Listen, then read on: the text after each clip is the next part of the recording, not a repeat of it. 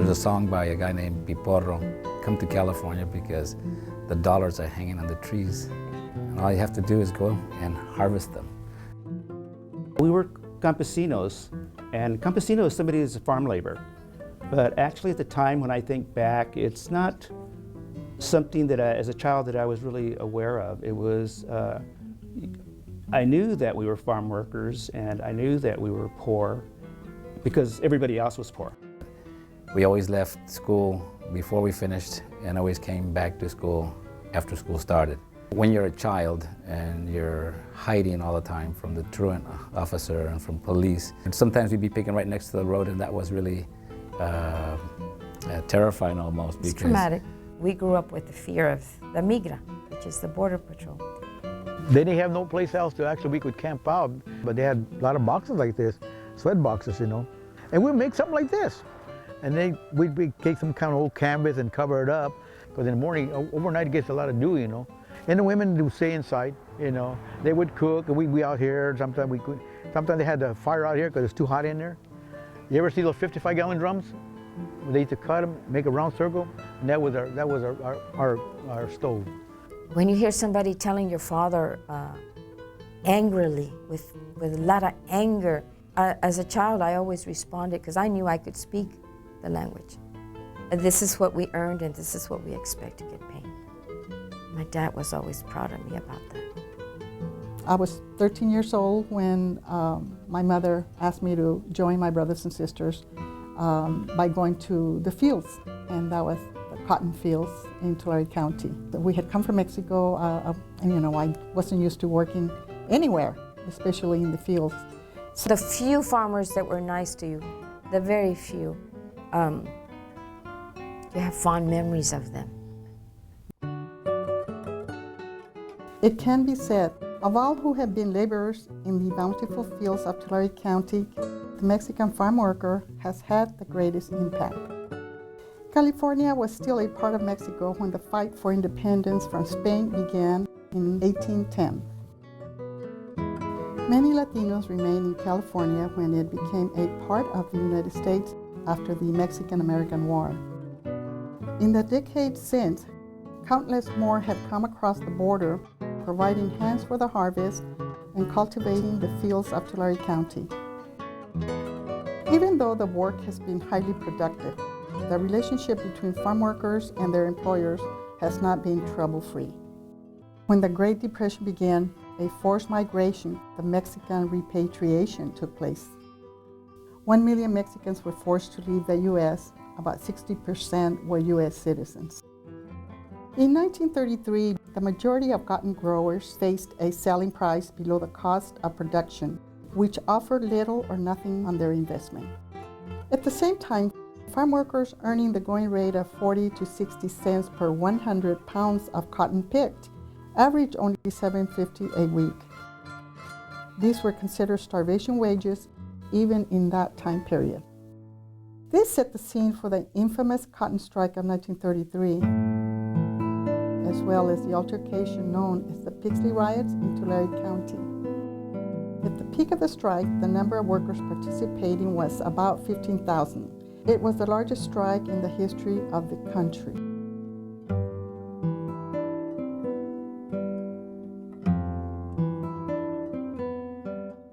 Discussing about the braceros, which are men that came from Mexico to work here during 1942, when Mexico and North America made a pact to come here and work and help in the fields to support the armed forces at that time.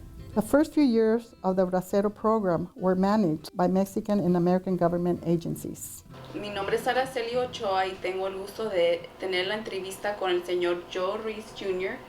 Él fue bracero del año 1943 al 1946. Nací en México, al estado de Aguascalientes, en mis parents en México. Yo vine en el Bracero Program. Me incorporaron el 3 de marzo de 1943. ¿Fue o tuvo la oportunidad de ir a la escuela en México? No. ¿Cuántos años tenía usted cuando se vino a trabajar en el programa del bracero? 17 años y medio. ¿Le hicieron un chequeo físico como lo chequearon? De todo. Todo me hicieron de examinación, de todo. Me hicieron, entramos donde Hugh McGee, donde nos metieron desnudos, nos echaron polvo, nos echaron todo, medicina para que estuviéramos desinfectados. Cuando llegué a la frontera, nos dice la señora, una americana, dice, o mexicana, habla muy bien español, de muchachos, si traen moneda, si traen dinero mexicano donde van, no va a servir, no lo pueden usar. Yo ya lo había gastado porque ya no sé para el norte. Lo poquito que traía ya lo había gastado allá. Me dieron 11 centavos. Y no es, lo digo y lo digo y lo digo. 11 centavos me dieron allí. Pues ya sabía que nos daban manzanas, ya que nos dieron de comer suficiente. Ya entramos a trabajar, nos pagaban, en aquel tiempo nos pagaban $3 por día. Trabajáramos o no trabajáramos. Unos 50 de borde. De música, ya la guerra ya estaba en procesar o en grande. No tenían aquí trabajadores. Si no hubiera sido por los braceros que venimos, aquí no le habían levantado los trabajos.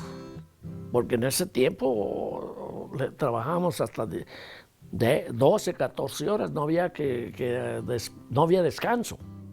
Asadón cortito. El cortito. Ajá. Bueno, la lechuga va uno el asadoncito así, ¿no? Va sacando las 4 así, y luego si hay doble, y va usando las 2 manitas. Y el asadón, y acá la hierbita para dejar nada más una lechuga. ¿Y estaba empinado todo el día? Todo el día tenía que andar así. ¿Por cuántas horas usted cree? Bueno, lo que aguantara, a veces tenía que enderezarse porque tenías que poner a mucho caso, pero había unas personas que caminaban casi cuarto de millas y llegaban así y así salían hasta afuera. De modo que esto lo hacía así y luego tenía uno que poner, no así, tenía uno que poner la fruta despacio, así con la mano. ¿Por qué despacio? Porque si la aventaba se marcaba la fruta, se hacía bruce. Más económico que inventaron esta clase. Esa fue inventada por Williams. Salieron con mire. Ese tiempo traía usted esta cajita aquí. En lugar de usar nada más una mano, usaba las dos, porque iba así y piscábamos más fruta. Trabajar 18 horas. Por el sentido, trabajaba juntando espárragos, 13, 14 horas porque nos daban una hora extra por los que arreábamos las mulas. Y luego nomás me bañaba, ya cuando comenzaba, que iba al empaque, ya la hielera estaba llena y ya comenzaban los troques, ya nos íbamos a cargar troques, 4 muchachos cargábamos los troques. Y era hasta las 2 de la mañana, la 1 de la mañana, pero todo teníamos que... Y otro día en la mañana, a las 6 de la mañana teníamos a trabajar. Siempre lo voy a recordar porque aquí me enseñé. Por lo regular yo aquí fue una doctrina para mí, porque aprendí cosas que yo allá no tenía mis padres, porque mi padre nos trataba como únicamente, allá se notaba que los papás de uno en aquellos años, los papás los querían a uno como un burrito. No había escuela, la escuela no teníamos bastante escuela porque en el pueblo, ahí en el rancho, éramos 50 y un maestro, nada más. Y aquí no, aquí tuve trabajo, lo que me gustó aquí, yo era el patrón.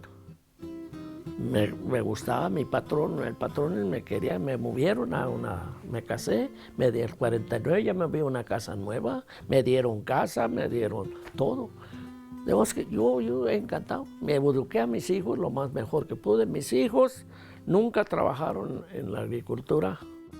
Lo que yo no tuve a mis hijos, cultura, escuela, que darles el bien, no el mal. Yo tuve, pues mi padre no lo alcanzaba para darnos escuela, pues tuvimos que trabajar todos para mantenernos en aquel tiempo. La mano de obra aquí, mexicano, latino, filipino, lo que haya sido, fue la más poderosa que hizo el país. Este país Sin los braceros no como estuviera. Tenían que traer ayuda porque no tenían ayuda. Yo soy Norma Cano de Ivanhoe y soy voluntaria por el museo. Y hoy voy a entrevistar a Rosario Gómez de Woodlake. Ella fue cocinera para el programa de los braceros durante los 50s. ¿Y a qué se dedicaba su padre? En México se dedicaba al campo. También. Al campo. ¿Y cuántos hermanos y hermanas tenía? 3. ¿Hermanas? 2 mujeres nomás y yo. Oh, eran 3 mujeres. Fuimos 8, pero nomás 3 vivimos. Oh, y eran... Los demás se murieron. ¿De chiquitos? Chiquitos, sí. El más grande murió de 4 años. De ahí, chiquito, todo. ¿Había escuela ahí en Jamaica? Sí. ¿Y usted pudo ir a la escuela? No más un año fui. Más un año. Sí. ¿Y por qué no pudo ir más? Pues en ese tiempo había una como guerra o revolución con el gobierno y los católicos, y los católicos no dejaban que los niños fueran a la escuela del gobierno. Tenía que ser de paga, y pues si no tenía con qué pagar los papás, pues no íbamos a la escuela. A la escuela los niños. Por eso no íbamos. Todo. Los pollos valían 25 centavos. Los pollos, por un pollo. Los pollos. Comprábamos por cajas de pollos, y valían 25 centavos. ¿Los frijoles? ¿Y los frijoles cómo los vendían? ¿Sueltos o en bolsas? Los comprábamos por costales. ¿Costales de cuántas libras? 100 libras. 100 libras. Ajá. Valían, se me hace que, no estoy muy segura, pero se me hace que valían de 5 a 6 dólares. La harina, pues también, las 100 libras valían también por ahí como unos 5 dólares. ¿Y los frijoles en la cual olla usaba? En la más chica. En esta. Déjame enseñar la olla de los frijoles, miren nomás. Llena. Llena de frijoles. Sí, en aquella, el menudo, cuando hacía menudo. Esa era el pan menudo y la carne. Caldo, cuando hacía caldo también. Y esta era de caldo. Oh my goodness. Este era para el menudo. Sí. ¿Cuántas libras de menudo hacía? Como unas 60 libras de menudo. 60 libras de menudo. No, pues en la cocina era pesado. Era muy pesado. Era pesado, era todo el día de trabajar, todo el día. Y luego ya de la cena, pues a dejar todo listo para mañana. Para en la mañana, sí. ¿Y a dónde iban a recoger a los braceros? A Mexicali. Desde aquí se Sí, iban a Mexicali. ¿En trocas o camión? Rentaba un camión para traerlos. Para traerlos. Y también cuando los regresaban, También los llevaba. a Mexicali. Los llevaban. ¿Cuántos días trabajaban los braceros por la semana? Pues trabajaban toda la semana. ¿Incluyendo el domingo? Ellos querían trabajar toda la semana, hasta el domingo, nomás mediodía. ¿Algunos abandonaban campos? ¿Se oía? Aunque usted... Oh, sí, se iban de los campos. Sí. Se iban. Precisamente estuve platicando con mi pastor, él vino de bracero y estuvo en Stockton, y dice que allí había como 700 hombres.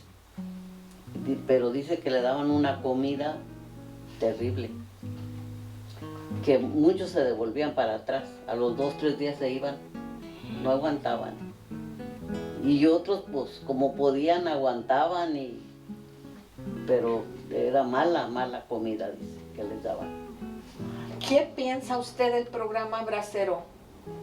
Pues que fue muy bueno en su tiempo, porque venían, levantaban el trabajo y pues se iban y ya quedaba todo en paz.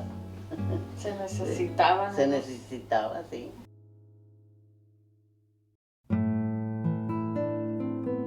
When partial control passed to the hands of contractors and growers, some of these contracts were violated. Under these violations, the braceros suffered conditions such as poor food, poor housing, exposed and contaminated restroom facilities, lack of hot water or laundry areas, lack of medical attention, and heat stroke due to poor working conditions. Unscrupulous employers who were given government funds to provide food and transportation kept the money and charged the braceros for these services. At times, braceros trusted their employers to send money orders to their families back in Mexico, only to find that it was never sent. Some employers charged their workers for items such as blankets, beds, or eating utensils, leaving little left on a paycheck. At times, paychecks would be delayed or even unpaid. You know, they would work hard hours. They were there early and worked late. And you know, they worked fast. There were some fellows that could pick 200 boxes a day of peaches by themselves. That's a work ethic. These guys already knew how to work. I saw some gentlemen that could walk their ladder. They didn't even have to get off their ladder. They could take it, kick it back, and move it real quick, and move it to the next branch, because you know you had to go around the tree. There was always at least, that I remember, 3 to 10 guys in a cabin. And these were, you know, cabins that were behind somebody's house. Now these aren't cabins like you picture in Monterey or Pismo. These are shacks, really they're shacks. And there's no insulation, you know, they're just wooden planks. My mother would take a lot of these fellas to Western Union, downtown Tulare, and they would, you know, send money back. And they would keep minimal. I mean, they would keep just enough to eat and, you know, pay the rent. And these guys were very honorable people. You know, I don't remember anybody being a thief. Even though they were here under a contract, there was what they called the migra. That was the immigration, okay? And this is kind of the sad part of this whole, you know, thing about bringing people into work, is that there's also corruption. And some of the corruption was actually on the farmer side and the immigration program, because one of the things that we always saw, Saturday was payday. Okay, you worked all week. Now just imagine how you would feel if you worked all week and you picked 800 boxes, and then the migra shows up all of a sudden when you're going to get paid on Saturday and pick you up and take you away. And what was interesting was, if somebody saw it, everybody would just go, migra, and everybody would start yelling, right? That word. So everybody knew what that meant.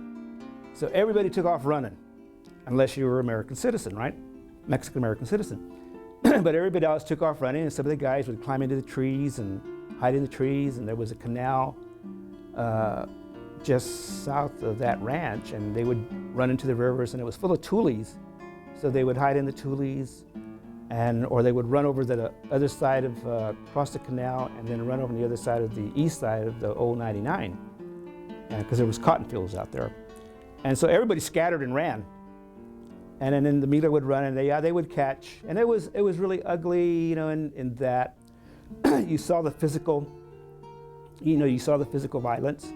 And everybody's frightened, everybody's scared, and everybody's like in hysteria. And you know, you're seeing guys being tripped because they're running and they're trying to get away. And yet at the same time, this is a legal program. So you're going on like, okay, so what's happening here? Like, what's going on here? That if this is a legal program, then why is the migra coming in? And why aren't these guys getting paid? They never saw their money because they were picked up and shipped back.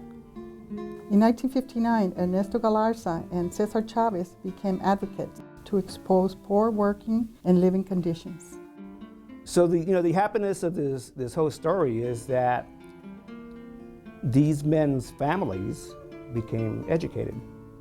They come from braceros that are teachers, lawyers, administrators, and people should look at those things and go, well, this is what they contribute. Families of the Mexican farm worker learned to live on a very low income. Children often worked to help the family survive financially. Se me hace que este era de mi muchacho, de José, algunos 11, 12. To be a child and to work for a farm labor, you live exactly the same style your parents do. There were child labor laws then, and then we were breaking the law. Like I said, about 2 to 3 weeks late for school, which we did. Most kids wanted to be out anywhere, you know. Where'd you go on vacation? Oh yeah, we traveled. We traveled from Wood Lake with our families and followed the crops every year, the same pattern. For many years, we traveled on this big, I always call it a cattle truck, and it had a canvas over it. And all the families that were migrating had a corner in the back of this big cattle truck. And I know we only carried the washboard and we call it the metate, where you make your corn tortillas, and a few pots and pans. I don't remember that we were barefoot, but I don't remember pillows and blankets. I learned to cook at a young age. Actually, I was maybe 9. I learned how to make tortillas, chili, and stuff like that from my dad, because my dad used to pay somebody to do it for him. I said, "Dad, you don't have to pay, I'll do it. I'll learn how to do it." So I did. I learned how to do it. And I had to take care of the little ones inside the station wagon. And I told Manuel, I remember getting those cloth diapers, putting them up on the window, you know, and rolling it up so I could get some curtains, you know, and get some shade inside the station wagon. And I would see my parents and my older brothers and sisters go to work in the onion fields or the potato fields, and I would just lose sight of them. And what if they had never come back? You know, what would I have done with a car full of children? And I was probably maybe 7 or 8. We were children, and we were left unattended. Our parents had to work, and we were our own, you know, we had to protect ourselves. That must have been really difficult for anybody, no matter what nationality, what color, to be working like that and then have time for your children. We have only known work. We have never known vacation, shopping. We didn't grow up that way. Everybody helps the family to pick cotton so we can, you know, make enough money to make ends meet in our house. This is how the children made their money for their school clothing. Everybody that worked gave the money to their parents. They would divide the money, buy your clothes, what you needed. I don't think kids would work nowadays knowing that they weren't going to get a penny out of that. There was no other way. I wasn't going to complain. I wasn't going to be upset. I didn't like it, and I didn't want to do it as an adult. But I knew what the game was, and it was important for me and my sisters to contribute to that. And you're talking about the 50s too, you know. Even though money went further that way than it does now, but people couldn't afford a lot of things, you know, especially gas was back then, what, 17 cents a gallon, 16 cents a gallon? And it was hard even to put $1 in it once in a while. Only 3 people fit in the front. All the rest of us had to fit in the back of this truck. And we couldn't sit up because it was a small truck, so it was full of clothing, utensils, and gear. And so we would travel for several hours. And it was kind of embarrassing at times because you'd stop at a strip mall someplace and the big cities, and people would look at you, you know, and they'd look in the windows and say, "Oh, look at those kids," you know, because we're crowded in the back of the truck. You know, there might be like 8 or 9 of us in the back of the truck, and all these people would think like, "Wow," you know. So we feel like we were like monkeys in the back of this truck because we were like in a cage. And my parents would say, they'd go in the store and say, "You guys better not move from there. Don't go out." And for some reason, we didn't. Now we think back, we should have got out. You know, it was just terrible sitting in the back of that truck. You know, we would pitch a tent, or if the farmer had a cabin, and some of them had what we call campos, and that's like when they had like 6, maybe 3 little sheds. Mother always carried three rocks with a screen, a metal screen, and that's where she would do her cooking if there wasn't any wooden stoves inside. Some of them had wooden stoves, some of them didn't. And she would just do the cooking outside. Or at the in a house where large families weren't allowed. And so you always, in that situation, you had to hide from the landlord. And so Only have 3 kids? they only had 3 kids, and so there's an army of us. And so the terrible part is that when you're at work, it was just fine, but when you were home, you had to be quiet. You couldn't go outside. It's like a prison. So you would turn the bulb and the light would go on, right? And then you took your shower, right? But there was 21 people there. We couldn't afford nothing. We couldn't have fun or ball. So we made rags, we tied them together, met there with a football. Because mother would say something like, oh, we don't have enough money for beans, you know, a sack of beans. And so you catch on real quick as a child that we don't have money. My younger sister and I thought we wouldn't ask my mom for money on the weekend to go to the show, because we know we didn't have money for the beans or the potatoes, so we knew that came first. Our basketball, same thing, tie them together. No bouncing, but you can throw it in the hoop. Our hoop with a coffee can, big one, and that was our hoop. I learned how to make my own bow. I used to make my own arrows. I used to raid the chicken farm and get the feathers, tie them in a bag. The train used to go in front of us. I used to put 16-penny nails in the track. You come to the train and make them flat. I tied them in the end of the arrow with rubber band or something. And that was our arrows. We used to use for arrows.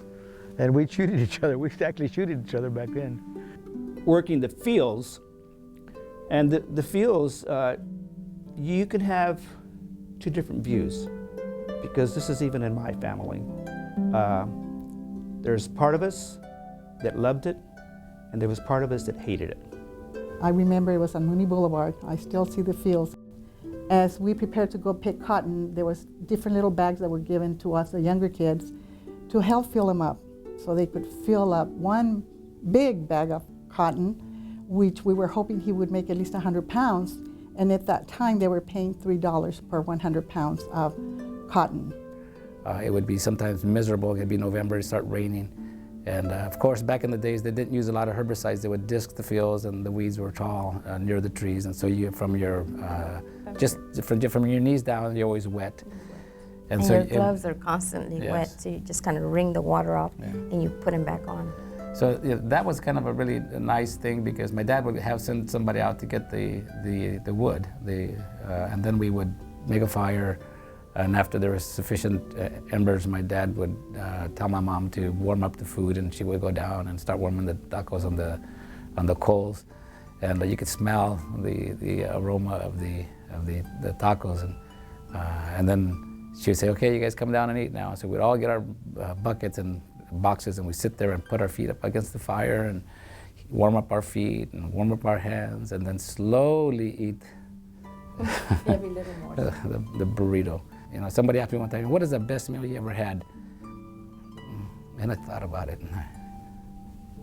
A bean burrito. Yeah. And when you're out in the environment and you're cold and you're miserable and you get something warm in your tummy, you know, that's an experience. It's not the same as sitting down in a warm house and a table, you know, and all that. And but then back then there was, oh gosh, 8 to 9, 10 in the family, some of them, and everybody helped, even the littlest kid. We would pick till about 11, 11:30, go in, be ready for lunch at 12, and we would take like a 2-hour siesta, and then we would go out and pick again, and you know, go through the routine. And you're talking, you know, 100 degrees. You learn your mind control. These are the things you learn. You learn that you're going to be dirty. You're going to learn that it's going to be sweaty, and you're going to learn that you accomplished something. And as a child, it taught me that I can deal with anything. But you know, getting back to the family, it was a good feeling to be with the family. Most of the families were pretty large. If there were 6 kids in a family, that was a pretty small family. Is your mother ill? Is there something wrong? In fact, Olga's family had ended up with 14 kids. Our family too, 14. As we went to different places, we played together, we worked together, we spent all day together. Fought together. Mm-hmm.